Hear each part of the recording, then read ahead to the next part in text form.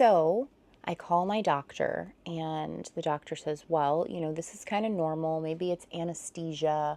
You could have contracted like COVID or the flu. So let's just keep an eye on your temperature, make sure you're drinking your fluids. Well, by like 11 o'clock, my fever is like 103.6. And so I make the choice, all right, Kyle, we've got to go to the emergency room. I've got to get looked at.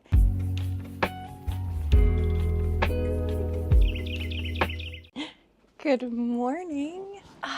It is so good to see you. I have missed you tremendously. It's been a long couple of weeks that I haven't been on here. Yeah, I've really missed you. So I'm definitely going to get into my Explant story and life after it with my, 2 weeks or so of healing that I've had at this point. But first, I want to check in with you. How are you? How are you feeling? What's going on in your world this week? Good, bad, indifferent? If you feel called to share a story from your life this week or something you're growing through, drop it in the comments. I would love to read it and share space with you, because that's what this is about. This is about creating a safe space where we can just be ourselves with each other, and where we can grow down the road together, free of judgment, fear, blame, shame, criticism. That's what life is about. We're all one human family. And that's why we're here, to connect. So I'm gonna do my makeup while we chat. Oh. So 2 weeks ago, on September 8th, I had surgery to remove my implants. And when we get done, I'm gonna change my outfit, get dressed for the day, and then you'll see a little bit more about what they look like in normal clothes. Because before, I was a 34 triple D, and the previous surgeon put implants in that were 600 cc's when I had 300 cc's before. And so they literally doubled the size of what my implants were. This has been something that we've been saving up for a while. Since my previous surgery 4.5 years ago, I knew that these were going to have to be replaced. And so we saved up for it. And then when you're on the road, you kind of have to wait until there's a spot for you to be able to do this surgery. Like, you're going to be extended period of time. And so Michigan was where we were like, okay, let's find a spot here. We'll be here for a bit. Let's get it done before the beet harvest. So we find this campground that's like 30 minutes away from the surgery center. We get parked the day before. That Monday, I was going to be going in for surgery. So we get to this campground, and all the sites, bless their heart. It was a beautiful place, like a gorgeous lake. The leaves were starting to change color. Our bus is a little long. And so this particular campground, the sites were like this. And so once we got there, Kyle had to go build levelers. So after driving, he had to go to the Home Depot, get 2x8s, be able to cut them to make like little leveling steps on it. It was a rough day before because we're exhausted. We know we've got to do surgery the next day. And so we finally get the bus somewhat level. It's still like tilted, and you're kind of getting calf exercises walking to the back of the bus, right? Get the bus level, time to go to bed. We get up the next day. I have to be there at 7 a.m. Can't eat anything midnight the night before. So I get into the surgery office. Kyle drops me off, says I love you, exchanges information with the nurse, and they take me back. And the nurse was kind of surprised that I wasn't getting any implants put back in, like just doing whatever's naturally there. I don't want any more implants or fake things inside my body. She does all the pre-op stuff, checks my blood pressure, all the things. And so she says the doctor probably won't be in until about 8:30. So I've got like 45 minutes that I am laying back in the pre-op area. She asked, here's the TV. What would you like it on? And I was like, I just want some nice classical music. And so what I did before surgery was lay in that bed for 45 minutes and just focus on my breathing and really fill all the space in my lungs with air. and I would slowly exhale through my mouth. So I was in like this really cool meditative state before surgery. And the doctor comes in, she's marking me up and all the things. And there's a lot of Sharpie on there because with as big as my breasts were, they had to remove a lot of skin, a lot of scar tissue, and the largeness of the implants, they stretched my skin out considerably. So the doctor really wasn't sure if she was even going to be able to do a breast lift with the Explant because the large implants had cut off the circulation to my nipples, the blood flow. So it was kind of up in the air of what I was even going to look like when we were finished. It was all dependent on how my body took the surgery. So within a couple minutes after that, I am being, walked into the surgery room, which is right across the hall. I really wanted a surgery center that was doctor's office, surgery center right there, which it was beautiful. I didn't want to have to go into the hospital. So I lay back on the table. They asked me to count back from 10 and boom, I was out. I was slightly concerned because there'd been a couple times where anesthesia was a problem for me. So I was hoping that this time would be better with anesthesia. The surgery took over 3 hours. The surgeon called Kyle, said, "Hey, everything's going great. I just want to let you know." That surgeon had really no idea what he was doing. There's so much that went wrong with the other surgery and so much scar tissue, and just he had no business putting that size breast implants on me. So got them out, everything was good. Kyle comes to pick me up. We've got a 30-minute ride back. I'm groggy, woozy. First day, honestly, goes really great.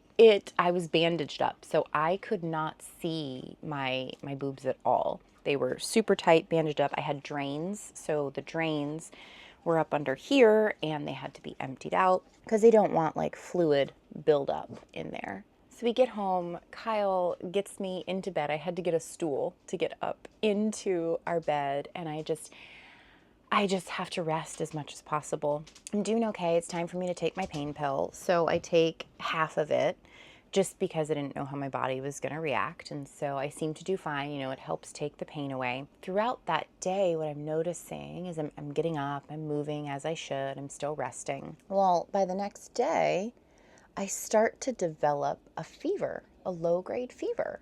And I have this like really gnarly headache, like so bad, like just my whole head is being crushed, like so much pressure. And so I'm not feeling great. I don't know what's going on. So on Tuesday, I start this fever, I get a headache, and by Tuesday evening, about 7 p.m., this headache is like reaching maximum capacity. This is like hell. I have a pounding headache.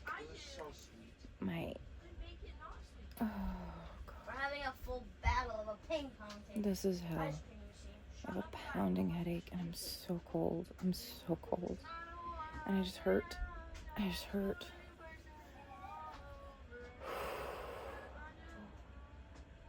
This isn't very fun. And I'm hanging in there. Kyle went to go get a thermometer so we can check my temperature.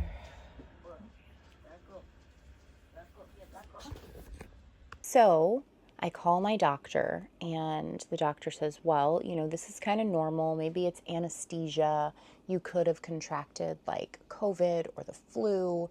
So let's just keep an eye on your temperature, make sure you're drinking your fluids. Well, by like 11 o'clock, my fever is like 103.6. And so I make the choice, all right, Kyle, we've got to go to the emergency room. I've got to get looked at because I didn't want it to be meningitis. I didn't want it to be sepsis. Like I didn't know what was going on. So he rushes me to the hospital that we go to, Henry Ford Health, I think. Anyway, they were freaking lovely. They were just wonderful. They explained everything so great to me. They ran every test imaginable. They did the CT scan. They did an x-ray. They took like 10 or 12 vials of blood to do testing. So like They wanted to be thorough. The only thing I didn't get was the lumbar puncture, because after they ran all the tests, they had no idea where the fever's coming from, and they don't know what's causing my headache. So they give me this headache cocktail, and my headache was like a 9.5, 10, and the headache cocktail brought it down to like a 5 or 6. So the headache still wasn't like gone, gone. Fever wasn't gone, gone, but they really had no idea where it was coming from. So that's Wednesday at midnight. I get home at like 2 or 3 in the morning, go to bed. The doctor wanted me to get liquid IV, and it's this like packet stuff that's supposed to really hydrate you. Well, I smelled it and my body was like, no, don't drink this. This is not, your body does not want this. And I was like, no, that's what they wanted me to take, so that's what I'm gonna take. Well, it gave me such a stomach ache. Like my stomach did not feel good at all after taking this. Wednesday at 1:30, I decided to stop my pain meds because I'd been reading online about how your body can have an adverse reaction, and my body was having an adverse reaction to hydrocodone because I don't really take that stuff at all. I mean, I rarely ever take Tylenol. So I look up on this new app that I got. It's called Yucca. And this app shows you like the things that are really bad in stuff or really good. And so I look up this liquid IV and it's poor rating. And so the alternative to take to get hydrated is coconut water. And so I'm like, okay, well, let's try this. Start drinking this on Wednesday. I stop taking the pain medicine. So all day Wednesday, I have no pain medicine. Like it hurts. And at the same time, the headache is starting to dissipate and my fever is going down to more of a low grade fever, like 100.6. So Thursday, early afternoon, I call my doctor. I'm like, hey, I still have this fever. There's remnants of a headache. I went to the emergency room. Like, should we be concerned here? And they're like, well, we think that you have COVID. I'm like, I don't feel like I have COVID. I've had COVID. I've had the flu. It does not feel like that at all. So they have me go in and get tested first to a walk-in clinic. They test me negative on both. And so as the days are going, more coconut water I'm drinking, not taking any of the prescriptions that they had, my headache goes down, my fever goes down, and I really start to heal. Now, a week after surgery was when I got to go in and get my drains removed. The drains hadn't hardly drained at all. I didn't have a lot of excess fluid, which was so good. So once they took those out, like, I felt like a new person. It was wild. I felt refreshed. I felt good. I felt more like myself. What I learned is the less I did pharmaceutical wise after my surgery, the better my body was recovering when I just let my body recover on its own. You know, and medicine absolutely has its place. I'm just saying listening to your body is really crucial because your body knows what you need. And nobody could tell me why I was having the headaches or the fever. And once I listened to my body and said, hey, I need to stop this hydrocodone. I need to just pull back, get electrolytes in a completely natural way. My body responded so much better. You know, Kyle and the kids were wonderful. This was a completely different experience than in surgeries past. Kyle and I have really been working on our relationship on both ends. Like me not, you know, taking everything to my ego and making it about me and that, oh, well, you didn't do this for me and you didn't do that. Just kind of relaxing on my ego a bit. And for him, I was realizing that I needed care, and it makes him feel good to give me the care that I need. It's just been a very different experience. Like, as you know, like Kyle and I have been doing a lot of growth within our couple and within our marriage over the last several years. And both of us have been committed to growing together. And this was such a beautiful experience because anytime that I was overdoing it, Kyle would be like, get back there and rest. I've got it. Like he did the cooking, the cleaning, the taking care of the kids, the managing the fights, schooling Eli. Like there was so much that he took over, right? And it gave him an appreciation for the things I do. And it gave me an appreciation for him in seeing that, yeah, I can trust him to pick up things when I'm down and be able to give me care. And so it's been this wonderful coming together experience for both of us to be able to love the other one in the way that we needed. And so what a culmination of the years of therapy that we have had, and to now get to this point was really, really beautiful. And to be honest, I've had implants for 11 years, and I was really worried. I was worried that Kyle wouldn't find me attractive anymore. You know, he was that guy that found a lot of attractiveness and physicality and physical beauty. And so he has just really evolved into this beautiful soul who loves me for me, no matter if I have implants or not. And just to have that, to know that that's not who he is anymore. That's not who I am anymore, has been very beautiful and giving, and just, yeah, I'm just so grateful. I'm so grateful that we put in the years of therapy and the going through all of those things of just the physical beauty, you know, the trying to make my body look like the standard, like the typical American beauty of what is expected of women. And to have my partner look at those standards and be like, I don't care about those. I love you for you.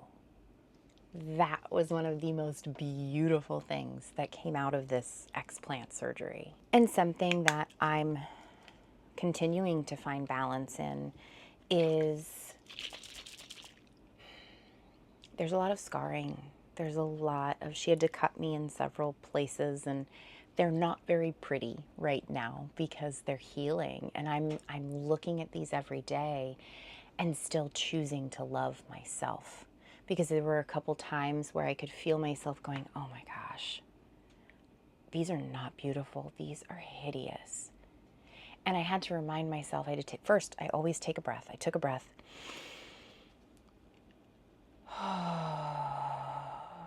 You know, gets me back to clarity.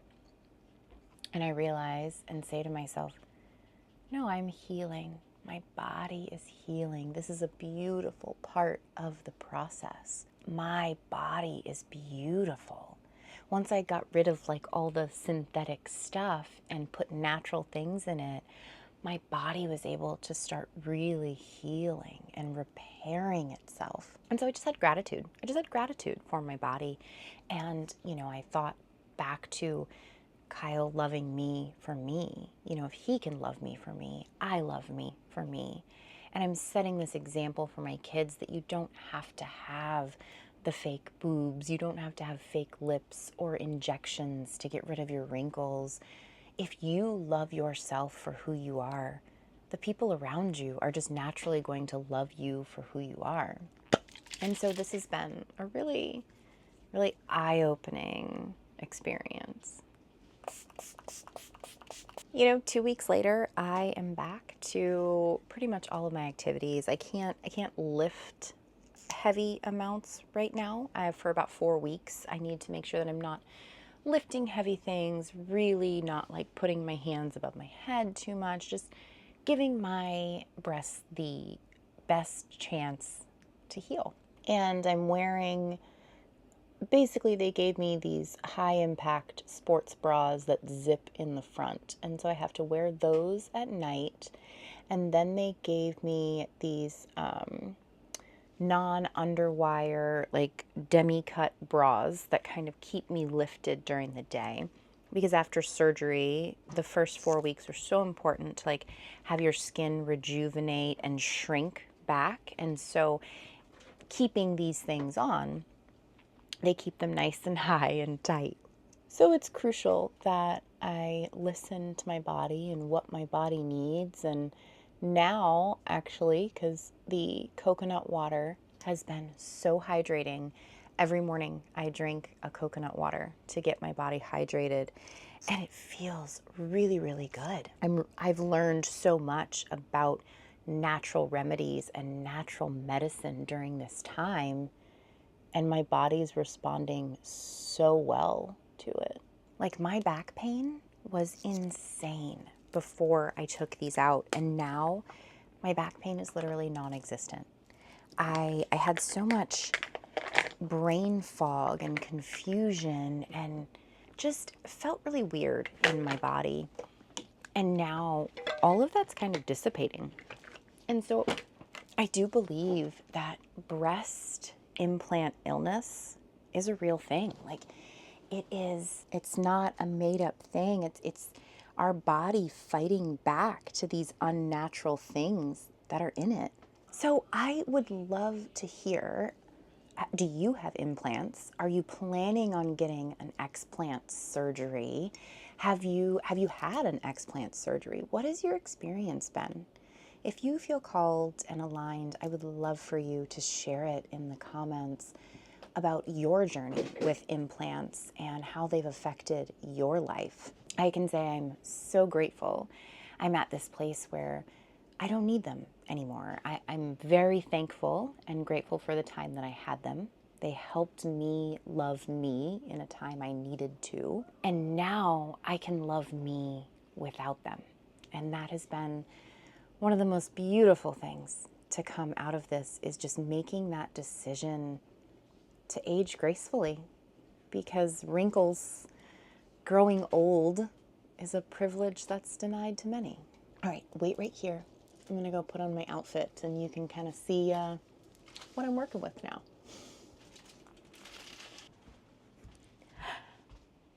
All right, here is the new and improved Jen. I feel like I look a little different. I feel much less top heavy. My back actually stands up straight, so it's kind of wild, this new me. This is my normal wear around the house, a nice long monarch maxi skirt with a little tank top. This is where I'm at. It's for sure wild to see myself before and see myself now. It's just, yeah, it's bananas. And I'm so grateful to be able to have done that surgery, get them out, and really take control of my life and be more natural. This is the first time that I'm kind of premiering them, I guess. I haven't really posted a ton of photos of where I'm at now, but yeah, my little itty bitty boobies. I was a 34 triple D, and now I am happily a 34C, a little baby C cup, and I am so thrilled. We did not think we were going to get this much left, and so yeah, I am over the moon. I have another follow-up tomorrow, 2-week post-op. So I'll definitely let you know. I'll keep you updated on this healing journey of how the healing is going, how I'm feeling, how my body's responding. But as of now, I'm feeling pretty good, pretty excited. I'm stoked. I'm stoked to have them out and to feel much more like my natural self and loving me, and not just the physical characteristics of me. Thank you so much for being here and being you. I'm grateful you came over today. Have a safe trip home. I love you so much.